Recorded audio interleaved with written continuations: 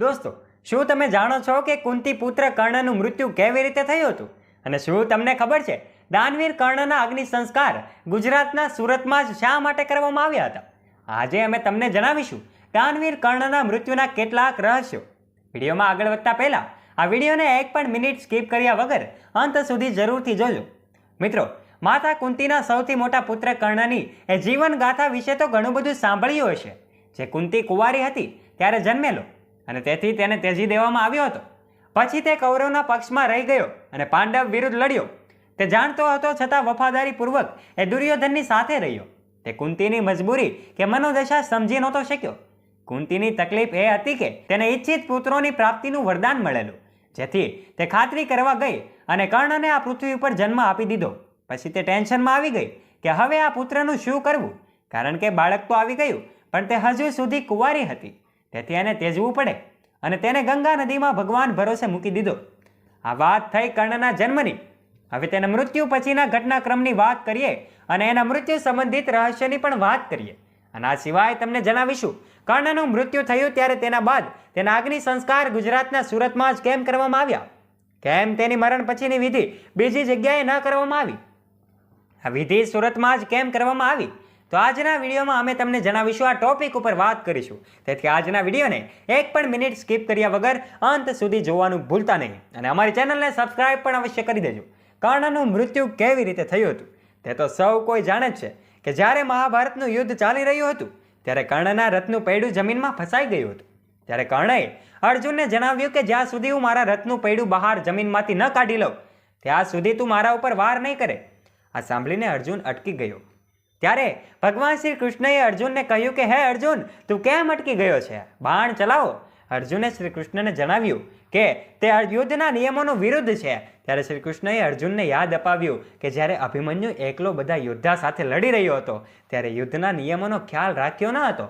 ભરી સભામાં દ્રૌપદીને વેશ્યા કહેવામાં આવી હતી અને ત્યાં જ એમ કહેવાય કે ત્યાં નિયમ વિરુદ્ધ હતું. એના સિવાય બીજી બધી બાબતો અર્જુનને યાદ અપાવી.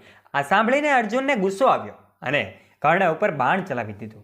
અર્જુન દ્વારા ચલાવેલું બાણ કોઈ સાધારણ બાણ ન હતું સાહેબ, કે જેનાથી કર્ણ બચી શકે. તે એ બાણ હતું જે ભગવાન શિવજીના વરદાનથી અર્જુનને મળ્યું હતું. અર્જુનના વાર બાદ તડપી તડપીને કર્ણ પોતાના મૃત્યુની રાહ જોઈ રહ્યો હતો.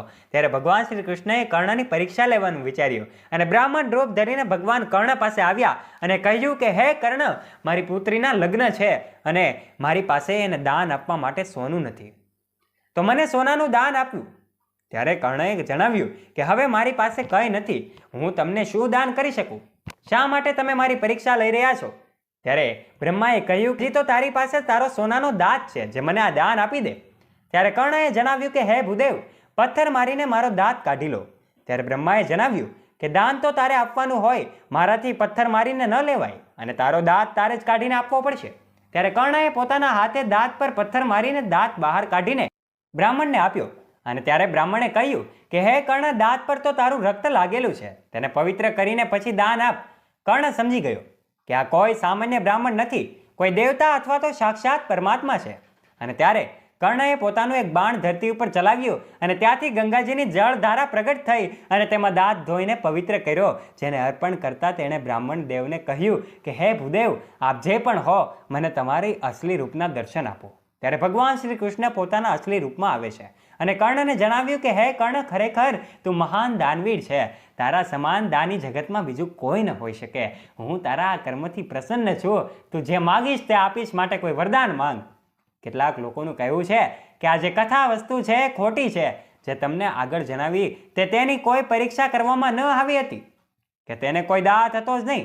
જો કોઈએ કંઈક માગ્યું હોત તો તેની પાસે એ ઘર, રાજપાટ, રથ, ઇતિહાસ ઘણું બધું એવું કહે છે તે સર્વસ્વ આપી દે, એમાં કોઈ શંકા નથી. અને કહેવાય છે કે જ્યારે કર્ણ તડપી રહ્યો હતો અને છેલ્લા શ્વાસ લઈ રહ્યો હતો ત્યારે તેના મૃત્યુને શાંતિ આપવા અને તેને મોક્ષ પ્રાપ્તિ થાય તે માટે કૃષ્ણ અને અર્જુન તેની નજીક ગયા અને તેને પ્રણામ કરીને કહ્યું કે હે કર્ણ, તારી કોઈ અંતિમ ઈચ્છા હોય તો જણાવો, હું તે પૂર્ણ કરીશ.